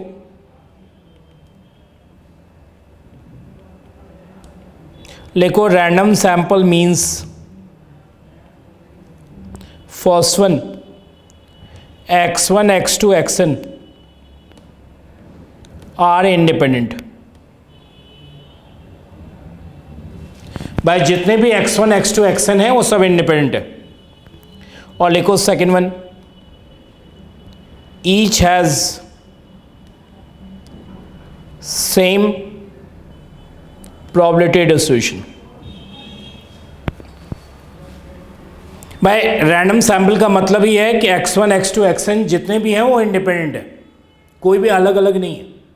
ठीक है, मतलब आप जितने सैंपल्स निकाले जा रहे हो उस सब के सब इंडिपेंडेंट है, एक से दूसरे की लिंकिंग नहीं है। और सबकी डिस्ट्रीब्यूशन सेम होगी। सबकी डिस्ट्रीब्यूशन सेम का मतलब जो पॉपुलेशन का डिस्ट्रीब्यूशन होगा वही x1 x2 xn का डिस्ट्रीब्यूशन होगा। जो पॉपुलेशन का मीन होगा वही x1 x2 xn का मीन होगा। जो पॉपुलेशन का वेरिएंस होगा वही x1 x2 xn का वेरिएंस होगा। Got it? क्लियर? तो ये यानी कि यहाँ x1 x2 xn भी है रैंडम सैंपल। रैंडम सैंपल मतलब एक सैंपल से दूसरा सैंपल इंडिपेंडेंट है। Drawn from a population, sample तो हमेशा पॉपुलेशन से ही निकलेगा ऑब्वियसली। और पॉपुलेशन की साइज यहाँ क्या है? साइज क्या है? ऑब्वियसली साइज यदि गिवन नहीं है तो ऑब्वियसली वो इनफाइनाइट है। अब रही बात सैम्पलिंग विथ रिप्लेसमेंट है विदाउट रिप्लेसमेंट है, तो इनफाइनाइट पॉपुलेशन में चाहे सैम्पलिंग विथ रिप्लेसमेंट हो या विदाउट रिप्लेसमेंट हो कोई फर्क नहीं पड़ता। Got it? विथ हो या विदाउट हो उससे कोई फर्क ही नहीं पड़ता। उस केस में कह रहा है कि expectation of x bar mu होगी, variance of x bar sigma square by n होगी। तो मैंने आपको करना क्या है, इसकी प्रूफिंग मैं आपको बता देता हूँ। लिख लिए प्रूफ, लिखिए x bar is equal to x1 plus x2 plus xn divide by n। आगे लिखो एक्सपेक्टेशन ऑफ x बार, लिखो x1 से लेकर xn तक डिवाइड बाय n। नेक्स्ट ये आपकी 1 बाय n हो गई। एक्सपेक्टेशन x1 से लेकर xn तक, आप इसे लिख सकते हो 1 अपॉन n। एक्सपेक्टेशन x1 से लेकर एक्सपेक्टेशन xn तक। अब ये समझना है आपको कि रैंडम सैंपल में क्या होता है। मैंने क्या कहा, x1 x2 xn इंडिपेंडेंट होता है, ठीक है, और हर एक का वही मीन और वेरिएंस होगा जो पॉपुलेशन का होगा। तो मुझे देखिए पॉपुलेशन का मीन क्या है, म्यू, तो x1 का भी मीन म्यू होगा, x2 का भी मीन म्यू होगा, xn का भी मीन म्यू होगा। Got it? और वेरिएंस वही होगा जो पॉपुलेशन का वेरिएंस होगा। तो पॉपुलेशन का वेरिएंस क्या है, सिग्मा स्क्वायर, तो x1 का भी वेरिएंस सिग्मा स्क्वायर होगा, x2 का भी वेरिएंस सिग्मा स्क्वायर होगा, xn का भी वेरिएंस सिग्मा स्क्वायर होगा। तो मुझे बताइए कि यहाँ x1 का मीन क्या होगा, रैंडम सैंपल के डेफिनेशन के अकॉर्डिंग म्यू। x2 का मीन क्या होगा, म्यू। xn का भी मीन क्या होगा, म्यू। तो मुझे बताइए कितने म्यू है, n म्यू। सो n से n cancel out, that is mean. तो मैंने आपसे क्या कहा था कि expectation of x bar mu होगा, ये आपकी डिराइव हो गई। ध्यान रखिए रैंडम सैंपल का डेफिनेशन याद रखना है, x1 x2 xn are independent और हर एक का डिस्ट्रीब्यूशन वही जो पॉपुलेशन का डिस्ट्रीब्यूशन है। यदि पॉपुलेशन की मीन म्यू है तो x1 की भी मीन म्यू होगी, xn की भी मीन म्यू होगी। एग्जाम्पल भी मैं आपको दूंगा। एक पॉपुलेशन का वेरिएंस निकाल लो, लिखो वेरिएंस ऑफ x बार, लिखो x1 से लेकर xn तक डिवाइड बाय n। ये आपकी 1 अपॉन n स्क्वायर आ जाएगी। Variance of A X is equal to A square variance of X. ये आपकी हो जाएगी वेरिएंस x1 से लेकर xn तक। ये आपकी आएगी 1/n²। Variance of x1, variance of x2, variance of xn। By variance of ax plus by formula होता है a square variance of x plus b square variance of y plus 2ab covariance x, y। ये है formula, ठीक है। लेकिन क्योंकि x1, x2, xn independent होता है तो आपकी वेरिएंस सेम रहेगी, सॉरी कोवेरिएंस जीरो होगी। भाई जब भी इंडिपेंडेंट होता है तो कोवेरिएंस जीरो होती है, इसलिए मैंने कोवेरिएंस का कोई भी टर्म नहीं लिखा। क्या है formula? Variance of ax plus by is equal to a square variance of x plus b square variance of y plus 2ab covariance x, y। Covariance का कोई भी टर्म नहीं है क्योंकि x1, x2, xn इंडिपेंडेंट है by definition of random sampling. तो मुझे बताइए वेरिएंस ऑफ x1 क्या होगी? Sigma square. Variance of x2 क्या हो गई? Sigma square. Variance of xn क्या हो गई? Sigma square. कितने सिग्मा स्क्वायर्स हो गए? n sigma squares. तो obviously sigma square by n हो गई, ठीक है। रही बात ये n स्क्वायर क्यों हुआ, तो variance of ax is equal to a square variance of x। ये दोनों मैंने आपको डिराइव करा दिए। दो रिजल्ट्स डिराइव करने थे, दोनों ही रैंडम सैंपल बेस्ड है, ठीक है, और दोनों ही डिराइव करा दिए। अब रैंडम सैंपल का अधिकतर लोगों को मीनिंग नहीं समझ में आती कि ये हो क्या रहा है। भाई कह तो रहे हैं कि पॉपुलेशन का जो मीन होगा वही x1, x2, xn का मीन होगा, पॉपुलेशन का जो वेरिएंस होगा वही x1, x2, xn का वेरिएंस होगा। इसकी मीनिंग अधिकतर लोगों को क्लियर नहीं होती, तो बेटर है कि मैं आपको इसके साथ अटैच्ड जो एग्जाम्पल पहले दिया था मैंने आपको, वो रिमार्क में लिख लो। सबसे अच्छा एग्जाम्पल सैम्पलिंग विथ रिप्लेसमेंट का है। यहां से आपको वो चीज़ ज़्यादा क्लियरली दिखेगी, विदाउट रिप्लेसमेंट में उतनी क्लियरली नहीं दिखेगी। आपके पास सैंपल वैल्यूज थी,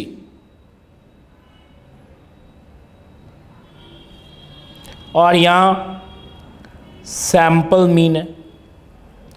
बाय वैल्यूज यहां एक तरफ लिख देना क्योंकि 2 का सैंपल हमने निकाला था, तो ऑब्वियसली मैं उसी पे जा रहा हूं। पहला सैंपल आपका 8, 8 का था, मीन भी इसका 8 था, यहाँ x बार आपका।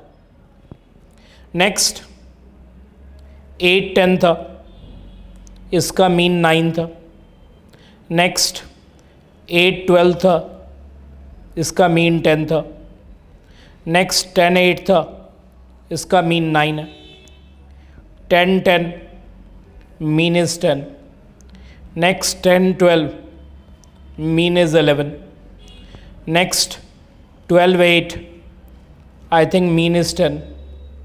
Next 12, 10 mean is 11. 12, 12 mean is 12। यही मैंने आई थिंक लिख के दिया आपको, कोई मिस्टेक होगा तो उसे वेरीफाई कर लीजिएगा।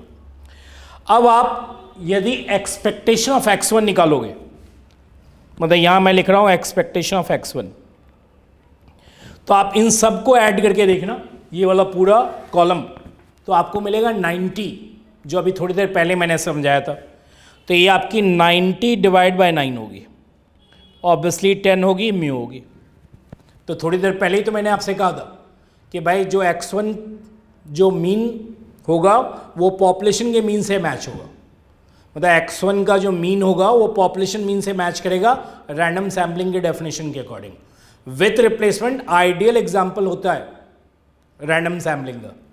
ऐसे ही एक्सपेक्टेशन ऑफ x2 निकालोगे तो ये होगी 90 by 9 that is 10 is equal to mu, और यहाँ में निकालोगे एक्सपेक्टेशन ऑफ x बार तो वो भी 90 बाय 9, ये भी म्यू के इक्वल होगी।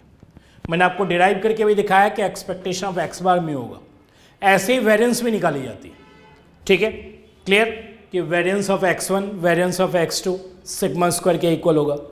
Variance of x bar sigma square by n होगा, sigma square by n। n होता है नंबर ऑफ एन होता है sample size, number of samples नहीं, got it. By small n होती है सैम्पल साइज, सैम्पल साइज आपकी 2 है, ठीक है। तो यहाँ ध्यान रखिएगा कि वेरिएंस ऑफ x1 निकालोगे, यहाँ निकाल नहीं रहा हूँ मैं आपको, तो सिग्मा स्क्वायर के इक्वल आएगी। वेरिएंस ऑफ x2 निकालोगे तो सिग्मा स्क्वायर के इक्वल होगी। वेरिएंस ऑफ x बार निकालोगे तो sigma square divide by n होगी, that is square divide by 2 होगी। वेरिएंस कैसे निकाला जाता है वो आपके नॉलेज में है ही, तो मैं एग्जांपल नहीं दे रहा हूँ, समझने के लिए बता रहा हूँ। तो भाई x1 x2 xn का मीन वही होगा जो पॉपुलेशन का मीन होगा, और x1 x2 xn का वेरिएंस वही होगा जो पॉपुलेशन का वेरिएंस होगा। ये रैंडम सैंपल का एक्चुअल डेफिनेशन। अब रही बात इंडिपेंडेंट, तो आपको मालूम है sampling with replacement is always independent, क्योंकि जो आपने निकाला वो रिप्लेस कर दिया, दोबारा जब निकालोगे तो पीछे से लेने देना ही नहीं है, क्योंकि जो निकाला था तो रिप्लेस हो गया, तो आपकी पॉपुलेशन की साइज एज इट इज हो गई, ठीक है। तो with replacement is an ideal example of random sampling with replacement. एक माइनर सी बात लिख लेना, ये आपकी सिग्मा स्क्वायर की वैल्यू आपको मैंने डी पार्ट में निकलवाई थी, 8/3 आनी चाहिए आपकी, और ये 8/3 डिवाइड बाय 2 होनी चाहिए, दैट इज 4/3। अब मैं इसे कंक्लूड कर देता हूं, आपको लिख लिए रिमार्क नंबर 2 में,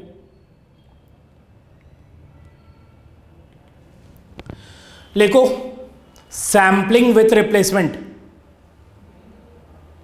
sampling with replacement, obviously finite population के केस में ही मैं बात कर रहा हूं।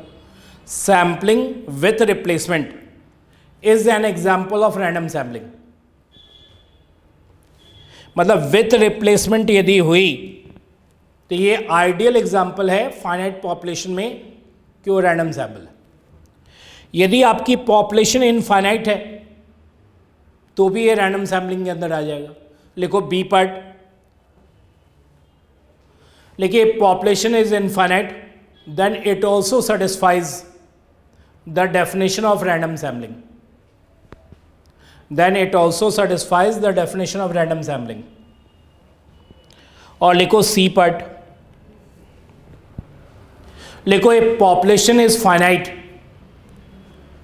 a population is finite and sampling is without replacement, लेकिन and sampling is without replacement, तो उस केस में आपको sample size upon population size देखनी होगी। लिखो then sample size upon population size is equal to n upon n। ये आपकी यदि 5% से लेसर हुई, कितने परसेंट से? 5% और उससे लेसर, लेकिन then it will approximately satisfy, exactly not satisfy, लेकिन then it will approximately satisfy the definition of random sampling, the definition of random sampling. यानी कि विद रिप्लेसमेंट में यदि आप इसे फिट करोगे तो ये क्राइटेरिया तो पहले सेटिस्फाई होनी चाहिए कि 5% से लेसर हो, जिससे कि पॉपुलेशन इनफाइनाइट की तरह ट्रीट की जाए।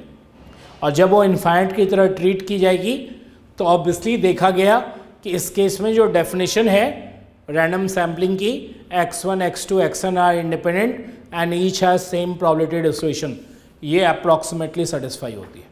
तो विथ रिप्लेसमेंट में तो पक्का, इनफाइनाइट सॉल्यूशन में पक्का, विदाउट रिप्लेसमेंट के केस में पक्का तो नहीं, लेकिन अप्रॉक्स आपको दिखेगा वो। Got it? क्लियर? तो मैंने आपको सैम्पलिंग का एक टॉपिक समझाया है जिसमें सारे टर्म्स थे, सारे टर्म को मैंने एज अ प्रॉब्लम समझा दिया और थ्योरम नंबर 1 समझाया। ये थ्योरम नंबर 1 का कंसेप्ट आगे कैरी ऑन होता, क्योंकि यदि मैं आपको ये एक्सप्लेन नहीं करता तो ऑब्वियसली आपको रैंडम सैम्पलिंग कभी नहीं समझ में आएगी। तो ये जो थ्योरम मैं आगे कैरी ऑन करूँगा वो बेसिकली बैकग्राउंड मैंने आपको यहाँ बता दिया है, ठीक है, कि आप थ्योरम नंबर 2 आएगा, 3 आएगा तो बार बार मुझे एक्सप्लेन करने की जरूरत नहीं पड़े। क्लियर? आज के लिए यहीं तक।